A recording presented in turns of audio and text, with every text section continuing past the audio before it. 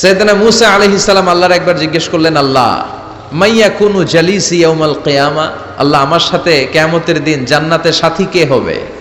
আল্লাহ বললেন, জালিসুকা ফিল জান্নাতি জাজ্জার, তোমার সাথী হবে কিয়ামতের দিন বিচার শেষে জান্নাতে যখন ঢুকবা তোমার সাথী হবে একজন কসাই। কসাই চিনেন? কি করে? গোশত কাটে। সাইয়েদনা মূসা আলাইহিস সালাম অবাক হলেন, ঘটনা কি? কসাই? আমি হইলাম নবী আর আমার সাথে জান্নাতে থাকবে? হাউ কাম ইটস পসিবল, এটা কিভাবে সম্ভব? আল্লাহ বললেন, নিজেই দেখে আসো এটা কেমন কসাই। সাইয়েদনা মূসা আলাইহিস সালাম ছদ্মবেশে কসাইয়ের দোকানে দাঁড়িয়ে রইলেন। দেখলেন স্পেশাল বিশেষ কোনো আমল নাই, কসাই শুধু গোশত কাটে, গোশত বিক্রি করে। দিন শেষে দোকান বন্ধ করে প্যাকেটের ভেতরে গোশত নিয়ে বাড়িতে রওনা হয়েছে। বাড়ির ভেতরে ঢুকে যাওয়ার পর সাইয়েদনা মূসা আলাইহিস সালাম ঘরের দরজার কড়া নাড়লেন। কসাই বলে, মান আনতা, তুমি কে? মূসা আলাইহিস সালাম বললেন, আনা মুসাফির, আমি মুসাফির, থাকার জায়গা নেই, আপনি যদি থাকার জায়গা দেন আপনার বাড়িতে থাকবো। কসাই বলে, আসেন। সাইয়েদনা মূসা আলাইহিস সালাম ঢুকলেন। কসাই বলে, এই ঘরে একটু থাকেন, ওই ঘরে আমার একটু কাজ আছে। মূসা আলাইহিস সালাম বললেন, যান, কাজ সেরে আসেন। মূসা আলাইহিস সালাম খেয়াল করলেন ওই ঘরে মাচার উপর থেকে বয়োবৃদ্ধ এক নারীকে তিনি নামিয়ে গোসল করালেন, টাওয়াল দিয়ে গা মুছিয়ে দিলেন, নতুন জামা পরিয়ে দিলেন। এরপর দোকান থেকে আনা সুন্দর গোশতের টুকরাটারে নিজ হাতে কেটে রান্না করলেন। তারপর রুটি বানালেন আর গোশত আর রুটি হাতে নিয়ে ওই মহিলার মুখে তুলে দিচ্ছেন। মহিলা খাচ্ছে, খায় আর বিড়বিড় করে কি যেন দোয়া পড়ে। সুবহানাল্লাহ পড়বেন না? ওই মহিলাকে খাওয়ানোর পরে কসাই সাইয়েদনা মূসা আলাইহিস সালামকে মেহমান হিসেবে খাবার নিয়ে আসলেন। বললেন, ও পথিক, খাবার খান, সকালবেলা আপনিও চলে যাবেন, আমিও যাব আমার দোকানে, খেয়ে আপনি ঘুমিয়ে পড়েন। মূসা আলাইহিস সালাম বললেন, ততক্ষণ পর্যন্ত তোমার আনা খাবারে আমি হাত দিব না যতক্ষণ না তুমি বলবা ওই মহিলাটাকে। কসাই বলে, হাদিহি উম্মি, এটা আমার মা। হাদিহি উম্মি, এটা আমার মা। এই দুনিয়া এই মা ছাড়া আমার কেউ নাই, আমিও ছাড়া আমার মায়ের কেউ নাই। তাই প্রতিদিন দোকানের কাজ শেষ করে গোশত এনে রান্না করে আমার মারে আমি খাওয়াই। হাদিহি উম্মি, এটা আমার জনম দুঃখিনী মা। সাইয়েদনা মূসা আলাইহিস সালাম, বুঝলাম তোমার মা, কিন্তু তুমি যখন রুটি তোমার মায়ের মুখের ভেতরে তুলে দিচ্ছিলে তোমার মা বিড়বিড় করে কি যেন পড়লো, কি পড়ে তোমার মা? কসাই বলে, আমার মায়ের একটা পাগলা দোয়া আছে। কি দোয়া? আমি জানি কশিন কালো এই দোয়া কবুল হবে না। আবেগের বশবর্তী হয়ে প্রতিদিন আমার মা আমার খেদমতে আমার উপর এত সন্তুষ্ট হয়ে যায়, এত খুশি হয়ে যায়। আমার মা প্রতিদিন বলতে থাকে, আল্লাহুম্মা জাআল ইবনি জালিসা মূসা ইয়াউমাল কিয়ামা। ও আল্লাহ, আমার ছেলের খেদমতে আমি এত সন্তুষ্ট, আমার ছেলের উপর আমি এতটাই রাজি খুশি। শুনেছি এই জামানার সবচাইতে বড় পয়গম্বর, বনি ইসরাইলের সবচাইতে বড় নবী, ওই নবীর নাম নাকি মূসা। ও আল্লাহ, আমি এত কিছু জানি না, এত কিছু বুঝি না, এত কিছু চাই না, তোমার দরবারে শুধু একটাই চাওয়া, একটাই ফরিয়াদ, তুমি আমার ছেলেরে কিয়ামতের দিন মূসার সাথে হাসর নসিব করে দিও। আমার ছেলে কসাই ছেলেটারে তুমি মূসার জান্নাতের সাথী বানিয়ে দিও। আল্লাহুম্মা জাআল ইবনি জালিসা মূসা ইয়াউমাল কিয়ামা। জালিস মানে ফ্রেন্ড, বন্ধু। আল্লাহ, জান্নাতে আমার ছেলেরে তুমি মূসার বন্ধু বানিয়ে দিও। মূসা আলাইহিস সালাম এবার বুঝতে পারলেন। তিনি বললেন, ঘটনা তো এই জায়গায় এতক্ষণে বুঝতে পেরেছি, কেন আমার সাথে মুফাসসির যাবে না, হাফেজে কোরআন যাবে না, শহীদরা যাবে না, ওলিরা যাবে না, নবীরা যাবে না, আমার সাথে জান্নাতে যাবে কসাই। এটা মায়ের দোয়া। কার দোয়া? মায়ের দোয়ার দরকার আছে না নাই? অনেক পাওয়ারফুল মায়ের দোয়াটা। বুলেট মারলে বুলেট মিস হয়, মায়ের দোয়া মিস হয়? ড্রোন হামলা করলে ড্রোন হামলা মিস হয়ে যেতে পারে, কিন্তু মায়ের দোয়া কশিনকালে মিস হয় না। চিল্লায় বলেন ঠিক কিনা? মায়ের দোয়াটাও কবুল, বদদোয়াও কবুল। ভয়ঙ্কর কিন্তু। মা দোয়া করলে কবুল হয়, কিন্তু বদদোয়া করলে কবুল হয় না। এরকম হলে it was not a big deal, এটা বড় সমস্যা ছিল না। কিন্তু দোয়া করলেও যেমনি কবুল, বদদোয়াটাও কবুল। এজন্য খবর আছে না নাই? এজন্য মায়ের কাছ থেকে সবসময় দোয়া নিতে হবে। দোয়া নিতে রাজি আছেন? আমাদের সমাজে এরকম অনেক ধরনের কুসংস্কার। 2 কলা খেলে 2 বাচ্চা হয়, তাই না? আসলে কি কথাটা ঠিক? বাচ্চা একটা হবে না, 2টা হবে, ছেলে হবে না মেয়ে হবে, এটা কে দেয়? আবার অনেকের মাথার চুলের মধ্যে 2টা গিট থাকে, আছে না নাই? 2 গিট থাকলে কয় তোর 2 বিয়া, তিন গিট থাকলে তিন বিয়া, গিট নাই কয় তোর বিয়া নাই, আছে না নাই? এগুলো মুসলমান বিশ্বাস করতে পারে?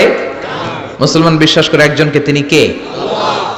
তো এই তিন ফল, এটা খেলে মানুষ পাগল হয়ে যায় না, এটা স্বাস্থ্যকর একটা খাবার। বাংলাদেশের তিন আর আরব দেশের তিনের পার্থক্য আছে। আরব দেশের তিন খুব সুস্বাদু। তো এই তিনের নামে আল্লাহ একটা সূরা দিলেন, সূরার নাম হচ্ছে সূরাতুত তিন। সূরার নাম এরকম অনেক নামে আল্লাহ সূরা দিয়েছেন। খেয়াল করে দেখবেন, মানুষের নামে সূরা দিয়েছেন, সূরাতুল ইনসান, সূরাতুন নাস। আবার ইন্ডিভিজুয়াল 6 জন পুরুষ মানুষের নামে সূরা দিয়েছেন, 6 জন নবীর নামে, একজন ওলির নামে। সূরা হুদ, সূরা ইউসুফ, সূরা ইউনুস, সূরা মুহাম্মদ, সূরা ইব্রাহিম, সূরা নূহ, আছে না নাই? আবার সূরা লোকমান, আছে না নাই? মানুষের নামে সূরা, তাই না? তো 7 জন পুরুষের নামে সূরা, আর মাত্র একজন নারীর নামে আল্লাহ সূরা দিলেন। বলেন তো এই সূরাটার নাম কি? মারিয়াম। তো রেশিওটা কম হয়ে গেছে না? পুরুষ 7 জন, নারী একজন। নারীরা যাতে রাগ না করে, নারীদেরকে বুঝ দেওয়ার জন্য আল্লাহ সব নারীদের নামে আলাদা একটা সূরা দিলেন। সূরার নাম, তার মানে আল্লাহ নারীকে খুশি রাখতে চায়, বিশ্বনবীও নারীদেরকে খুশি রাখতে চায়। আমরা অনেকে বলে, হুজুর আপনি নারীদের পক্ষে কথা বলেন বেশি।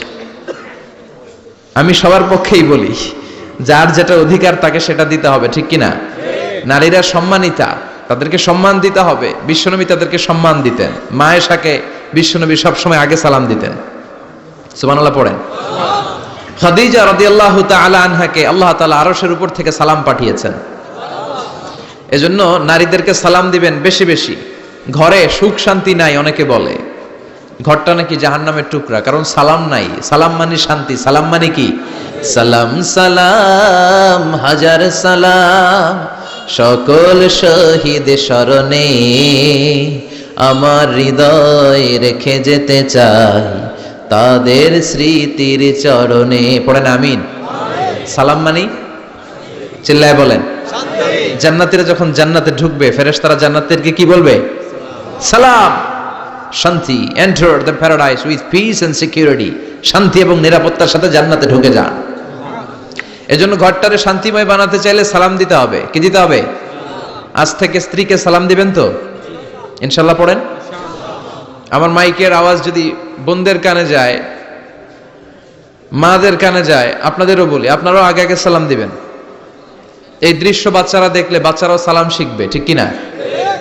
মা খাদিজার ব্যাপারে আল্লাহ বলেছেন, জিব্রাইল তুমি যে খাদিজারে আমার পক্ষ থেকে সালাম দিয়ে দাও, আর খাদিজারে বলে দাও জান্নাতে খাদিজার জন্য এমন ঘর আমি প্রিপেয়ার করে রেখেছি যেই ঘরের ভিতরে কোনো নয়েজ নাই, কোনো আওয়াজ নাই, কোনো ডিস্টার্ব নাই, আছে শান্তি। সুবহানাল্লাহ। কারণ বিশ্বনবীর জন্য খাদিজা নিজের ঘরটার এরকম নয়েজহীন, কোলাহল মুক্ত, শান্তিময় করে রেখেছিলেন। বিশ্বনবী কোলাহলপূর্ণ দাওয়াতি কাজ শেষ করে যখন ঘরে যেতেন, কলিজাটা ঠান্ডা হয়ে যেত। বিশ্বনবীর জন্য এমন একটা ঘর রেখেছিলেন মা খাদিজা, ওই ঘরে বিশ্বনবী যখন প্রবেশ করতেন, বাইরে যত মারপিট হয়েছে, মারামারি হয়েছে, কাফেরদের যত অত্যাচার সহ্য করেছে, ঘরে ঢোকার সাথে সাথে নবী সব ভুলে যেতে। এত মায়া, শান্তি, প্রশান্তির ঘর খাদিজা বানিয়েছিল। এজন্য আল্লাহ বলেছে, জিব্রাইল খাদিজারে বলো, খাদিজার জন্য এমন জান্নাত আমি রেখেছি যে জান্নাতে কোনো সাউন্ড নাই, আওয়াজ নাই, ডিস্টার্ব নাই, কোলাহল নাই, কোনো নয়েজ নাই। চিল্লায় পড়েন আল্লাহু আকবার। এজন্য মায়েরা খাদিজার জীবনী থেকে শিক্ষা, স্বামীর জন্য ঘরটারে প্রশান্তিপূর্ণ করে রাখবেন। প্রশান্তির একটা জায়গা যেন হয়। কানের কাছে এসে বেশি বেশি ঘ্যান ঘ্যান করেন না। ঘরে ঢুকলেই চাল নাই, ডাল নাই, এটা লাগবে, ওইটা লাগবে, ছেলের ওইটা লাগবে। আস্তে আস্তে অনেক স্বামী হার্ট অ্যাটাক করে স্ত্রীর কারণে, জানেন ঠিক কিনা? ওই কয় ঠিক, সবাই ভুক্তভোগী। কমন পড়ে গেছে। দুই পক্ষেরই বললাম, স্বামীরাও সালাম দিবেন, স্ত্রীরাও দিবেন। সালাম মানে শান্তি। তো ঘরটারে শান্তি দিয়ে ভরে দিবে কে? আর একে অপরের প্রতি শ্রদ্ধাবোধ রাখবেন। তো নারীদেরকে খুশি করার জন্য আল্লাহ সূরা দিলেন, সূরাতুন নিসা।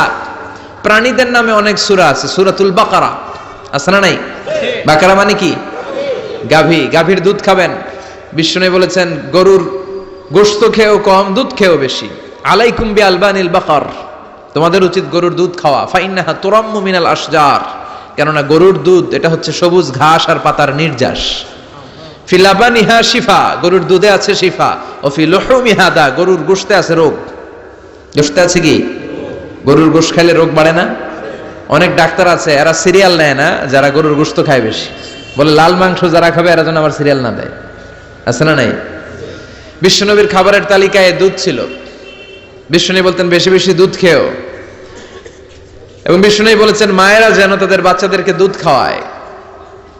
মায়ের বুকে প্রথম যে দুধটা আসে এটাকে বলে শাল দুধ। এটা বাচ্চার জীবনের প্রথম প্রাকৃতিক টিকা। সুবহানাল্লাহ পড়েন। আমরা কত টাকা দিয়ে দামি দামি টিকা দেই, কিন্তু প্রথম টিকাটা আল্লাহ ফ্রি দিয়েছেন। সুবহানাল্লাহ পড়েন। বাকারার নামে সূরা দিলেন, আনকাবুত মাকড়সার নামে সূরা দিলেন, নাহাল মৌমাছির নামে সূরা, নামাল পিঁপড়ার নামে সূরা। সুবহানাল্লাহ পড়েন। এইভাবে আপনি খুঁজলে কোরআনের চ্যাপ্টার গুলো যে কত সুন্দর সুন্দর নাম দিয়ে আল্লাহ দিয়েছেন, তারই ধারাবাহিকতায় আজকের সূরাটির নাম দিয়েছেন আল্লাহ একটা ফলের নামে। কিসের নামে? তিন ফলের নামে। সূরার নাম কি? সাইয়েদনা বারা ইবনে আযিব রাদিয়াল্লাহু তাআলা আনহু বর্ণনা করেন, বুখারীর বর্ণনা। তিনি বলেন সামি'তু রাসূলুল্লাহি ইয়াকরাউ সূরাতাত তিন ফি সালাতিল ইশা। আমি বারা ইবনে আযিব রাদিয়াল্লাহু তাআলা আনহু এশার নামাজে বিশ্বনবীকে সূরাতুত তিন তেলাওয়াত করতে শুনেছি। কোন নামাজে? কোন সূরা পড়তেন? কোন নামাজে? কোন সূরা? মনে থাকবে? পড়বেন তো? তিনি বলেছেন এশার নামাজে আমি বিশ্বনবীকে সূরাতুত তিন তেলাওয়াত করতে শুনেছি। ফামা সামি'তু আহসানা সাউতিন মিন সাউতি রাসূলিল্লাহ। আল্লাহর রাসূলের কণ্ঠের চাইতে এত মধুর কণ্ঠ আমার জীবনে শুনি নাই। বিশ্বনবী যখন তেলাওয়াত করতেন সাহাবাদের কলিজা ঠান্ডা হয়ে যেত। সাহাবারা মাঝে মাঝে খাবার না পেলে, ঘরে খাদ্য না থাকলে বিশ্বনবীর কাছে চলে আসতেন। এসে বিশ্বনবীর চেহারার দিকে তাকায় থাকতেন, ওনার কণ্ঠে তেলাওয়াত শুনতেন। বিশ্বনবীর তেলাওয়াত শুনলে চেহারার দিকে তাকায় থাকলে ক্ষুধার কথা তারা ভুলে যেতেন। কি কণ্ঠ ছিল বিশ্বনবীর! অনেকে বলে সাইয়েদনা দাউদ আলাইহিস সালামের কণ্ঠ ছিল অনেক চমৎকার, এটা ঠিক, কিন্তু বিশ্বনবীর চাইতে বেশি সুন্দর না। আকাবা উপসাগরের তীরে বসে সাইয়েদনা দাউদ যখন তেলাওয়াত করতেন, সাগরের মাছগুলো সাগর ছেড়ে ডাঙ্গায় চলে আসতো, বনের পশু বন ছেড়ে বাইরে আসতো, আকাশের পাখি আকাশ ছেড়ে দিয়ে নিচে নেমে আসতো। কিন্তু বিশ্বনবীর কণ্ঠটা এর চেয়ে বেশি সুন্দর ছিল। সুবহানাল্লাহ পড়েন। বিশ্বনবী সারাদিন যে কোরআনের আয়াতগুলো নাজিল হয়েছে, প্রত্যেক রাত্রে এশার নামাজের পর ঘরের মধ্যে বসে বসে আয়াতগুলো তেলাওয়াত করতেন। আর মক্কার আবু জাহেল, উতবা, শাইবা, ওয়ালিদ ইবনে মুগীরা সবাই লুকিয়ে লুকিয়ে তেলাওয়াত শোনার জন্য বাড়ির চিপায় চলে আসতো। আবু জাহেল, উতবা, শাইবা এটা কি বিশ্বনবীর পক্ষের লোক না বিপক্ষের? বিপক্ষের লোক হয়েও নবীর কণ্ঠের তেলাওয়াত শোনার জন্য পাগল। তাইলে কণ্ঠটা কি নরমাল কণ্ঠ ছিল? যেন তেন কণ্ঠ ছিল। আবু জাহেল ছিল মক্কা শহরের প্রেসিডেন্ট। সে ঘোষণা দিয়ে দিত, কেউ মুহাম্মাদের কণ্ঠের তেলাওয়াত শুনবা না, শুনতে যেতে পারবা না। সবাইকে নিষেধ করে রাত্রিবেলা চোরের মতো নিজেই যাইতো। সুবহানাল্লাহ পড়েন। হজের মৌসুমে আবু জাহেল ঘোষণা দিয়ে দিল, খবরদার, মক্কায় ঢুকার যতগুলো গেট আছে সবগুলো গেটে তোরা দাঁড়ায় থাকবি, হাজিদেরকে বলবি মক্কায় নতুন একটা পাগল এসেছে, তার কথা যারা শুনে তারাও পাগল হয়ে যায়। নাউজুবিল্লাহ পড়েন। তার কর্মী বাহিনী হজের মৌসুমে বিভিন্ন গেটে পাঠায় দিল। মক্কায় ঢুকার হাজিদের যত গেট, বিভিন্ন দেশ থেকে হাজিরা আসবে, কর্মীদেরকে বলে দিল তোরা বলবি এই এলাকায় নতুন এক পাগলের আমদানি হয়েছে, নাম মুহাম্মদ। পড়েন না আউযুবিল্লাহ। যারাই এই মুহাম্মাদের কণ্ঠের তেলাওয়াত শুনে তারাও পাগল হয়ে যায়। আদেশ অনুযায়ী কর্মীরা মক্কার গেটে দাঁড়িয়ে দাঁড়িয়ে হাজিদেরকে বলল, হাজি সাহেব হজে যান, জমজম খান, খেজুর খান, হজ করেন, সমস্যা নাই, কিন্তু নতুন এক পাগল আসছে, এই পাগলের নাম মুহাম্মদ। এই পাগলের কাছে যারা যায় হেরাও পাগল হয়ে যায়। হাজি সাহেবরা কোনোদিন এই মুহাম্মদ নামটা শুনে নাই, এই প্রথম শুনলো। শুই নাই মনে মনে কয়, যেদিকে যাব আর নাই যাব, আগে মুহাম্মাদের কাছে যাব। সবার আগে কার কাছে যাব? কারণ মানুষের একটা অভ্যাস হচ্ছে আল ইনসানু হারিসুন আলা মা মুনিয়া, মানুষের যেটা করতে নিষেধ করা হয় বেশি, ওইটা মানুষ করে বেশি। মনে মনে হাজিরা বলে, তোমরা নিষেধ করছো তো অবশ্যই যাব, দেখি এই মুহাম্মদটা কে। তার মানে আমাদের বিরুদ্ধে অপপ্রচার করলে এটা আমার পক্ষের প্রচার হয়ে যায়। সুবহানাল্লাহ পড়েন। ইসলামের বিরুদ্ধে অপপ্রচার করলে এটা কি হয়ে যায়? প্রচার হয়ে যায়। ইউরোপ আমেরিকাতে ইসলামের নামে ট্যাগ লাগায় এক্সট্রিমিস্ট, জঙ্গি। আমরা নাকি জঙ্গি, আমরা নাকি এক্সট্রিমিস্ট। তো যারা সিভিলিয়ান আছে, খ্রিস্টান সিভিলিয়ান, ইউরোপ আমেরিকার সাধারণ জনগণ, তারা ভাবে ঘটনা নাকি মুসলমানদের বিরুদ্ধে এত কথা কেন? তারা ইসলাম নিয়ে গুগলে সার্চ করে, বিভিন্ন বই পড়ে, কোরআনের ইংলিশ ট্রান্সলেশন পড়ে। আগে তারা ইসলাম সম্পর্কে জানতো না, কিন্তু সবাই যখন বলা শুরু করছে জঙ্গি জঙ্গি জঙ্গি, ইসলাম মানে জঙ্গি, তখন তারা ইসলাম সম্পর্কে পড়তে শুরু করে দিয়েছে। পড়তে পড়তে ইসলামের সুন্দর বাণীগুলো পড়ে ওদের হৃদয় ঠান্ডা হয়ে যায়। যাদের নসিব ভালো, অনেকে কালিমা পড়ে মুসলমান হয়ে যায়। ইউরোপ আমেরিকাতে মুসলমানের সংখ্যা দিন দিন বাড়ছে। মাঝে মাঝে পত্র পত্রিকায় দেখবেন যে কনভার্টেড মুসলমান, ও মুসলমান, ও মুসলমান। ধারণা করা হচ্ছে 2070 সালের মধ্যে ইউরোপ আর আমেরিকায় মুসলমান হয়ে যাবে সংখ্যাগরিষ্ঠ। খ্রিস্টানদের ছাড়িয়ে মুসলমানদের সংখ্যা ইউরোপ আমেরিকায় বেড়ে যাবে। সুবহানাল্লাহ পড়েন। সেই দিন বেশি দূরে নয় যেদিন কালেমার পতাকা হোয়াইট হাউসের উপরে শোভা পাবে। ঘোষণাটা কার? চিল্লায় বলেন, ওয়াদাটা কার? আবু জাহেল ঘোষণা দিয়েছে কেউ যেতে পারবে না, কিন্তু লুকিয়ে লুকিয়ে নিজেই যায়। একটা নির্ধারিত সময়ে বিশ্বনবী তেলাওয়াত করতেন, আর ওই তেলাওয়াতের সময় আবু জাহেল, উতবা, শাইবা, ওয়ালিদ ইবনে মুগীরা সবাই লুকিয়ে লুকিয়ে বিশ্বনবীর ঘরের চারদিকে কান পেতে মধুর কণ্ঠের তেলাওয়াত শুনতো। ফ্রি ফ্রি আরামসে শুনতো এই তেলাওয়াত। বিশ্বনবীর তেলাওয়াত যখন শেষ হয়ে যেত, এরা ভাগলপুর দিত দৌড়। ফিরে যাওয়ার রাস্তা থাকতো একটা, কয়টা? দেখা হয়ে যেত। একজন আরেকজনকে দোষারোপ করতো। আবু জাহেল বলতো, কিরে তোরা আসলি কেন? ওরা বলে, তুই আইলি কেন? দিনের বেলা ভাষণ দেশ মোহাম্মদের বিরুদ্ধে, রাত্রে বেলা চোরের মতো তুই আসিস কেন? একে অপরকে দোষারোপ করে। আবু জাহেল বলে, ঠিক আছে, কাল থেকে আমিও আসবো না, তোরাও আসবি না। চল আমরা শপথ নেই যে কেউ আসবো না। দস্তখত দে, সিগনেচার দে, যেই আসবে তার মাথার চুল কামিয়ে আলকাতরা মেখে মক্কার বাজারে ঘুরিয়ে ঘুরিয়ে অপমান করা হবে। সবাই রাজি। আবু জাহেল বলে, দে, রাজি হলে সিগনেচার দে। সবাইকে আবু জাহেল্লা, তুই নেতা, তুই আগে দে। আবু জাহেল 1 নাম্বার, নাম্বার 2 উতবা, নাম্বার 3 শাইবা, সবাই সিগনেচার। কালকে কেউ যাবে না, কেউ যাবে না। দিন গড়িয়ে রাত আসে। বিশ্বনবীর যখন তেলাওয়াত করার টাইম, ওই টাইমে আবু জাহেলের তেলাওয়াত শোনার প্যারা উঠছে। যারা সিরিয়াল দেখে, সিরিয়াল দেখার প্যারা আছে না একটা? 9টায় সিরিয়াল শুরু হবে, 8:30 থেকে প্যারা ওঠে। কথা কন, আমার সিরিয়াল শেষ হয়ে গেল, সব কাজ বাদ দে, তাড়াতাড়ি টিভির সামনে বস। আছে না নাই? আবু জাহেলেরও প্যারা উঠছে, তেলাওয়াত শোনার প্যারা। টসিং এন্ড টার্নিং, বিছানায় এপাশ ওপাশ করে আর মনে মনে ভাবে, হায় রে, আর তো সময় নাই, এই তো শুরু হয়ে যাবে একটু পরে মোহাম্মদের তেলাওয়াত। না গেলে তো বড্ড মিস হয়ে যাবে। যাই যাই, আজকে যেরকম দস্তখত নিছি আর ধমক দিছি, কেউ যাবে না, আমি নিশ্চিত কেউ যাবে না, আমি একটু যাই। উতবা, শাইবা, ওয়ালিদ ইবনে মুগীরা প্রত্যেকেই প্রত্যেকের ঘর থেকে এই একই কথা ভাবছে যে আজকে তো যেই থ্রেড দিছে আবু জাহিল্লাই, আজকে কেউ যাবে না, আমি একটু যাই। সুবহানাল্লাহ পড়েন। আজকেও সবগুলো যে হাজির। বিশ্বনবী মন্ত্রমুগ্ধ করা সুরের ঝংকার তুলে তেলাওয়াত করছেন, আর সবগুলো মন্ত্রে মুগ্ধের মতো তেলাওয়াত শুনছে। বিশ্বনবীর তেলাওয়াত শেষ, সব দিছে দৌড়। ফিরে যাওয়ার রাস্তা কয়টা? আজকেও দেখা। আবু জাহিল্লা কয়, কিরে তোরা আইলি কেন? সবাইকে আবু জাহিল্লা, তুই আইলি কেন? একে অপরকে দোষারোপ করে। এই ঘটনাটা শোনানোর উদ্দেশ্য হচ্ছে বিশ্বনবীর কণ্ঠটা যেন তেন কোনো কণ্ঠ ছিল না, এই কণ্ঠে সুরের ঝংকার ছিল, ঠিক কিনা? এজন্য সাইয়েদনা বারা ইবনে আযিব রাদিয়াল্লাহু তাআলা আনহু বুখারীর বর্ণনায় বললেন, ফামা সামি'তু আহসানা সাওতান মিন সাওতি রাসূলিল্লাহ, বিশ্বনবীর কণ্ঠের চাইতে এরকম সুরেলা কণ্ঠ আমার জীবনেও আমি শুনি নাই। আর বিশ্বনবীকে এই সূরাটা কোন নামাজে পড়তে শুনছে? পড়বেন তো আপনারা? আল্লাহ তৌফিক দান করো। এই সূরাটা আল্লাহ কসম দিয়ে শুরু করছে। কি দিয়ে? 3 ফলের কসম দিয়ে।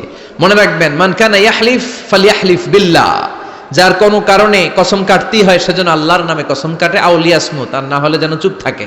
আল্লাহ ছাড়া কারো নামে কসম কাটা যাবে? কিন্তু আমাদের দেশে অনেক কিছুর নামে কসম আছে না নাই?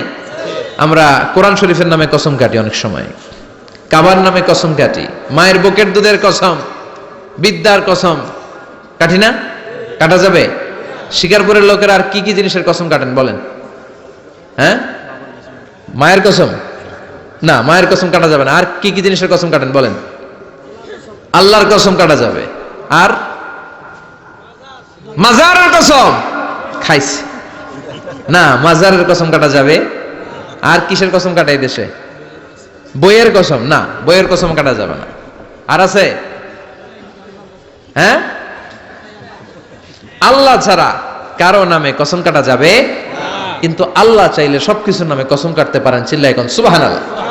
সে আল্লাহ বললেন ওয়াত্তিনি ওয়াজ্জাইতুনি ওয়া তুরি সিনিন ওয়া হাযাল বালাদিল আমিন। তিনের কসম। কিসের কসম? তিন ফুলের কসম। এজন্য আল্লাহ বলেছেন ওয়াত্তিন। চিল্লায় বলেন, কি পড়েছেন?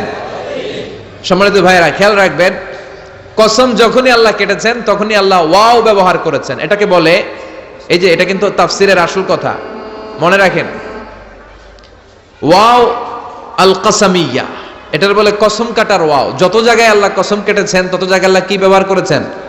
চিল্লায় বলেন। আমরা অবাক হয়ে গেলে আমরা পড়ি ওয়াও, এই ওয়াও না, আমরা ওয়াও বলি না? অবাক করা জিনিস দেখলে কি বলে ছেলেবেলে? ওয়াও, এই ওয়াও নয়।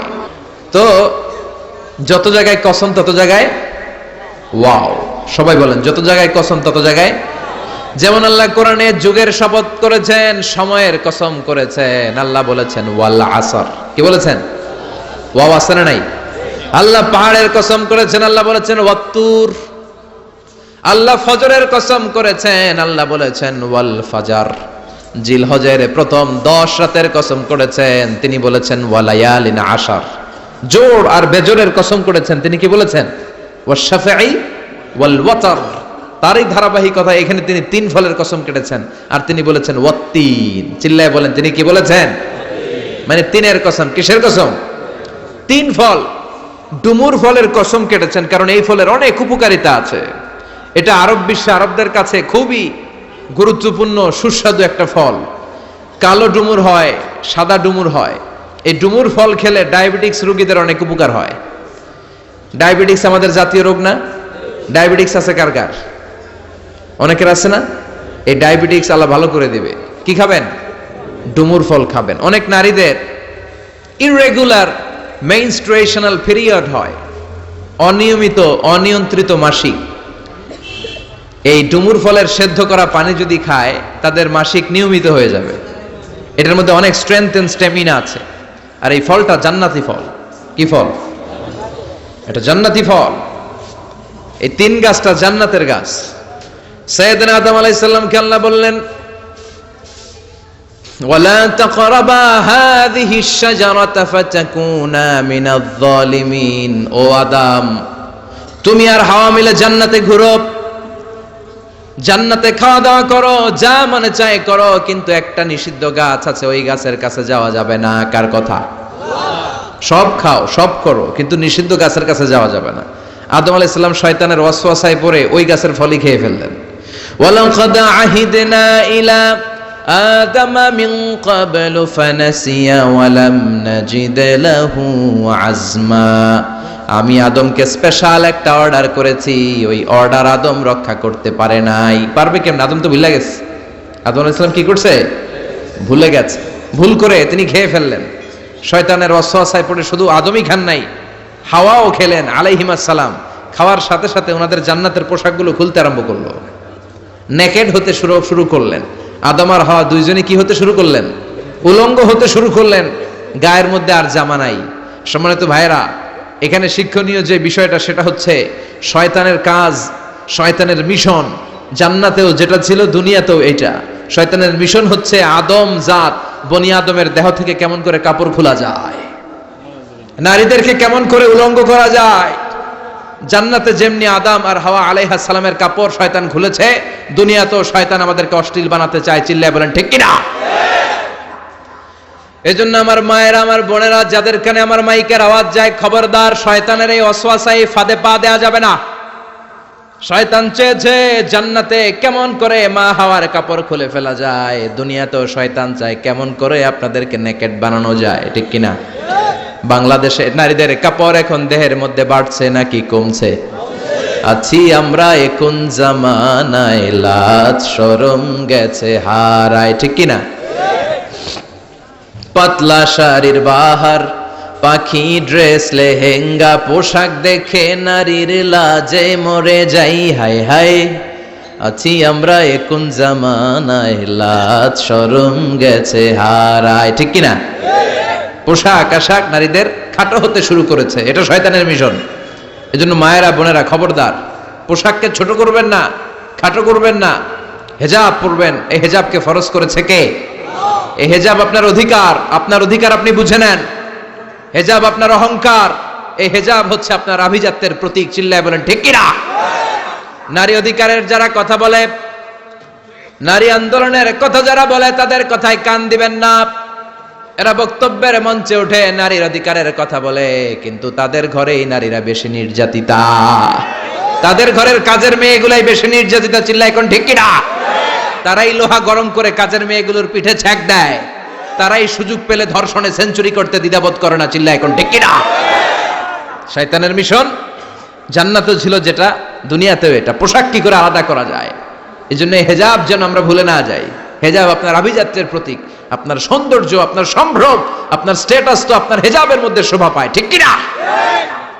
কিন্তু দিনকে দিন পোশাক ছোট হতে শুরু করেছে। নতুন নতুন অনেক পোশাক বেরোয় নারীদের। কি পোশাক আছে বলেন তো একটা? হ্যাঁ, পাখি। আর কি আছে?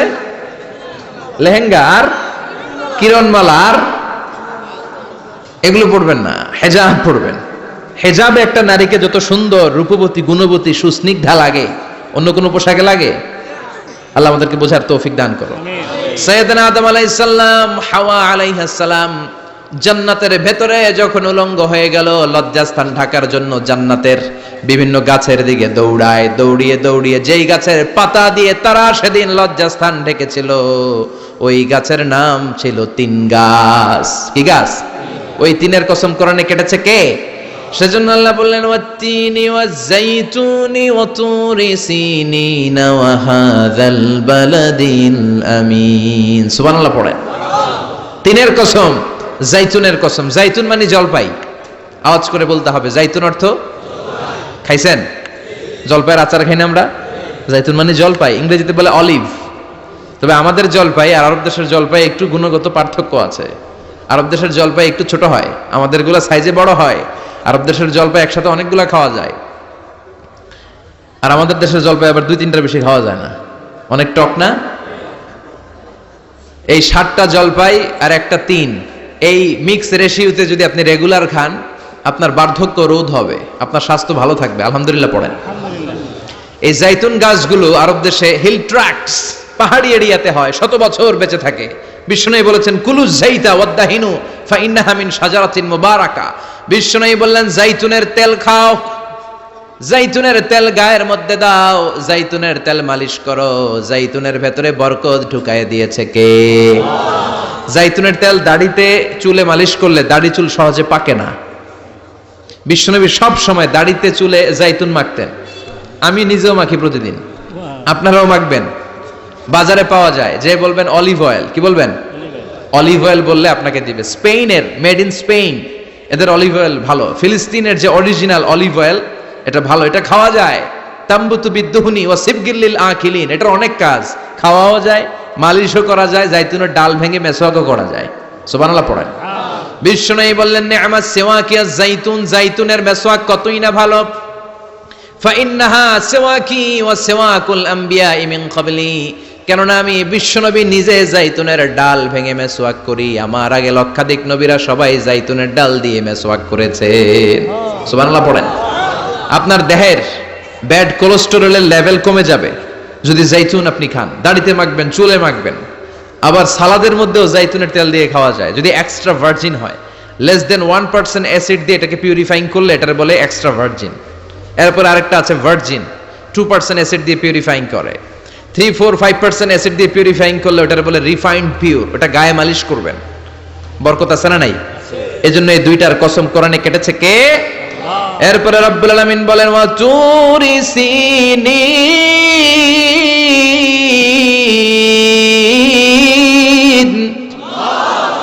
আমি তিনার জাইতুনের কসম যেমনি কোরআনের মধ্যে করলাম, সাথে সাথে তুর পাহাড়ের কসম কাটলাম। সুবহানাল্লাহ পড়েন। সাউথ সাইনা, দক্ষিণ সিনাইয়ে এই তুর পাহাড়ের অবস্থান।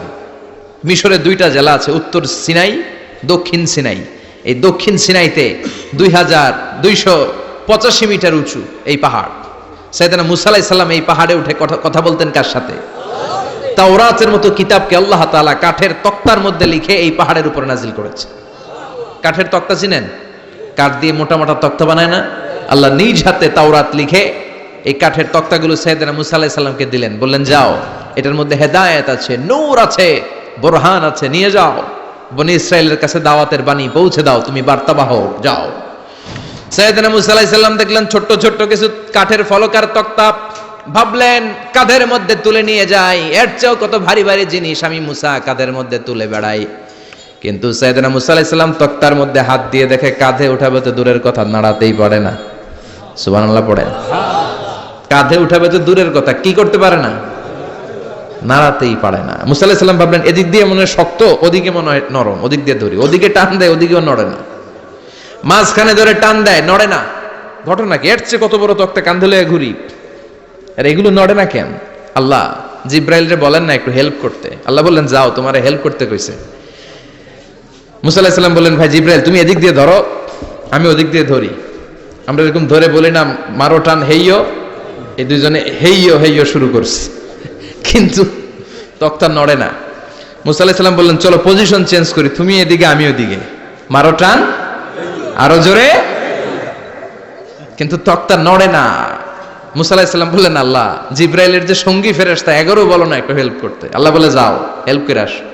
এবার সবাই মিলে মারো টান আরো জোরে, গায়ে যত জোর আছে মুসা আলাইহিস সালাম তক্তা ধরে টান দিলেন, টানের চোটে প্রত্যেকটা লোমকূপ দিয়ে ঘাম বেরোতে শুরু করেছে, এক একটা টানে কোমরের রগ ছিঁড়ে যাওয়ার অবস্থা, কিন্তু তক্তা নড়ে। আল্লাহ ডেকে বললেন মুসা রগ ছিঁড়ার দরকার নাই, আর ঘেমে অস্থির আর ঘর্মাক্ত হওয়ার দরকার নাই, আসলে তক্তার এত ওজন না, কিন্তু তক্তার মধ্যে যেই বাণীগুলো আছে এই বাণীগুলো কার? এটা আমার বাণী রে মুসা, এগুলো আমার কথা, এগুলো আমার দেওয়া কিতাব, এগুলো সাধারণ দুনিয়ার বাণী নয়, সাধারণ কথা নয়। এই জিনিসটা বোঝাবার জন্য তক্তার ওজন আমি বাড়িয়ে দিয়েছি, এবার ফেরেশতার সাহায্যের দরকার নাই, নিজেই টান দাও দেখবা উঠাতে পারবা। সাইয়েদনা মুসা আলাইহিস সালাম এখন দেখে টান দিয়ে কাঁধে নেওয়া যায়। সুবহানাল্লাহ পড়েন। এই যে তুর পাহাড় তিনি মুসা আলাইহিস সালামকে দিয়েছিলেন, যেই পাহাড়ের উপরে, পাহাড়টার নাম তাওরাত কিতাব যে তিনি দিয়েছিলেন, যেই পাহাড়ের উপরে, এই পাহাড়টার নাম কি? তুর পাহাড়। বিশ্বনবী মেরাজে যখন গিয়েছিলেন সাইয়েদনা জিব্রাইল এই তুর পাহাড়ে বিশ্বনবীকে নামিয়ে বললেন অন্ধকার, ইয়া রাসূলুল্লাহ উদউল্লাহ, আল্লাহর কাছে দোয়া করেন। বিশ্বনবী বললেন জিব্রাইল দোয়া করলাম, কিন্তু কোন জায়গায় কোন পাহাড়ের উপরে আমারে নামালা? আমি তো এলাকা চিনি না, পাহাড় চিনি না, কোন পাহাড় এটা? সাইয়েদনা জিব্রাইল বললেন নবী হাদিহি জাবাল মুসা তুরে সাইনা, এটা আপনার ভাই মুসার পাহাড়, তুর পাহাড়। সুবহানাল্লাহ। এটার চূড়ায় বিশ্বনবী দোয়া করেছেন। এবং ইয়াজুজ মাজুজের আক্রমণ থেকে বাঁচার জন্য ঈসা আলাইহিস সালাম কিয়ামতের আগে সব মুমিন বান্দাদেরকে নিয়ে তুর পাহাড়ের উপরে উঠবে। সুবহানাল্লাহ পড়েন। আমি নিজেই তুর পাহাড়ের উপরে উঠছি 2 বার জীবনে। আমি মিশরে ছিলাম তো, ওখানে আমি শিক্ষা সফরে 2 বার আমরা প্রায় তুরে সাইনাতে সফর করতাম। ঠান্ডা একটা এলাকা, মিশরে পুরো মিশরে গরম, ওদিকে ঠান্ডা। 3 ধর্মের লোকদের জন্য এটা একটা তীর্থস্থান, সবাই যায়, ইহুদিরা যায়, খ্রিস্টানরা যায়, আমরাও যেতাম। মাঝরাতে তুর পাহাড়ে উঠতে হয়, ফজরের সময় পৌঁছতে হয়, আবার 7টা-8টার দিকে ব্যাক করতে হয়। 10টা-11টার পরে সূর্যের তাপে পাথরের পাহাড় এত গরম হয় ওখানে কোনো মানুষ দাঁড়িয়ে থাকতে পারে না। আমরা উঠতেছি কাঁধের মধ্যে ব্যাগ নিয়ে, খ্রিস্টানরা উঠতেছে, ইহুদিরাও উঠতেছে। ওটার উপরে খ্রিস্টানদের একটা চার্চ আছে, গির্জা, ইহুদিদের আছে একটা ছোট্ট সিনাগগ। ইহুদিরা যে জায়গায় নামাজ পড়ে ওটার কি বলে? সিনাগগ। খ্রিস্টানরা যেটাতে নামাজ পড়ে ওটার বলে চার্চ, গির্জা। আর আমরা যেটাতে নামাজ পড়ি মসজিদ। আমাদেরও একটা মসজিদ আছে ছোট। ফজরের সময় উঠলাম, উঠে তাকিয়ে দেখি সূর্য কিরণে পুরো তুর পাহাড়ের সিলসিলাতুল জিবাল, পাহাড়ি রেঞ্জ ঝিকিমিকি আলোতে সূর্যের কিরণে চমৎকার এক আভা, রক্তিম আভা ধারণ করেছে। সবাই মিলে আল্লাহর কাছে দোয়া করলাম। এই তুর পাহাড়ের কসম কেটেছে কে?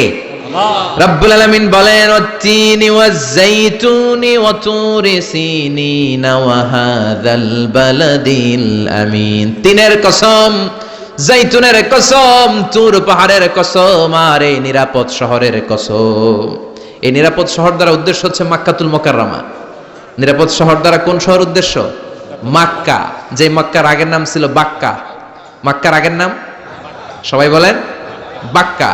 মক্কার নামে আল্লাহ কোরআন একটা সূরা দিয়েছে, সূরার নাম সূরাতুল বালাদ। লা উকসিমু বিহাযাল বালাদ ওয়া আনতা হিল্লুম বিহাযাল বালাদ। সুবহানাল্লাহ পড়েন। আবার এই শহরের নাম দিলেন আল্লাহ উম্মুল করা, জনপদ সমূহের মা এই শহরের মধ্যে যারা এই প্রবেশ করবে নিরাপত্তা দিবে কে? আবার এই শহরের মাঝখানে আল্লাহ এমন একটা ঘর তৈরি করেছে, গোটা বিশ্বের সব মুসলমান ওই ঘরের দিকে মাথা নুইয়ে সেজদায় লুটিয়ে পড়ে। সুবহানাল্লাহ পড়েন। ইন্না আউওয়ালা বাইতি উদিআ লিন-নাস লাল্লাযী বিবাক্কাতা মুবারাক। এই কাবা ঘরকে কেন্দ্র করে প্রতিদিন 120টা রহমত নাজিল হয়।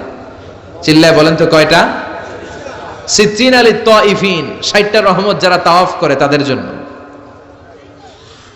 আরবাঈন আলিল মুসাল্লিন, 40টা রহমত যারা নামাজ পড়ে তাদের জন্য। 60 আর 40 কত? বাকি আছে কয়টা?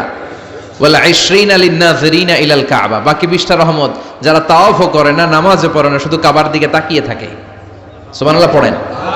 আবার কাবার 4টা কর্নার আছে, একটা কর্নারের ভেতরে একটা পাথর আছে, এটাকে বলে ব্ল্যাক স্টোন কর্নার, হাজরে আসওয়াদের পাথর। এই পাথরে যেই চুমু দেয়, পাথর ওই চুমুদানকারীর জীবনের সব গুনাহ টেনে শুষে সব নিয়ে যায়। কিয়ামতের দিন আল্লাহ হাজরে আসওয়াদের 2টা ঠোঁট দিবেন, 2টা চোখ দিবেন, আর দাঁড় করিয়ে দিবেন। আল্লাহর সামনে দাঁড়িয়ে দাঁড়িয়ে হাজরে আসওয়াদ সুপারিশ করবে। আল্লাহর কাছে বলবে, আল্লাহ এই লোকটা আমারে চুমু দিয়েছে, তার জন্য জাহান্নামের আগুন হারাম করে দাও। এই হাজরে আসওয়াদ পাথরের জন্য আমরা চুমু দিতে পারি, আল্লাহ তৌফিক দাও। জোরে বলেন আমিন। এই নিরাপদ শহরের কসম, শহরটার নাম মক্কা। চিল্লায় বলেন শহরটার নাম। এটার মাঝখানে একটা ঘর আছে, আল কাবা আল মুশাররাফা। লক্ষ লক্ষ মানুষ এই কাবা কেন্দ্রিক প্রতিদিন ছুটতে থাকে। আল্লাহ বলেছেন এটা মাসাবাতান লিন-নাস, মানুষের মিলন কেন্দ্র। লক্ষ লক্ষ মানুষ এই কাবাকে ঘিরে নামাজ পড়ে। প্রতিটা জুমার দিন 10 লাখেরও মোর দেন 1 মিলিয়ন মুসল্লি কাবার চারদিকে জুমার সালাত আদায় করে। সুবহানাল্লাহ পড়েন। আজান হওয়া মাত্রই মৌমাছির মতো মানুষগুলো ছুটতে থাকে।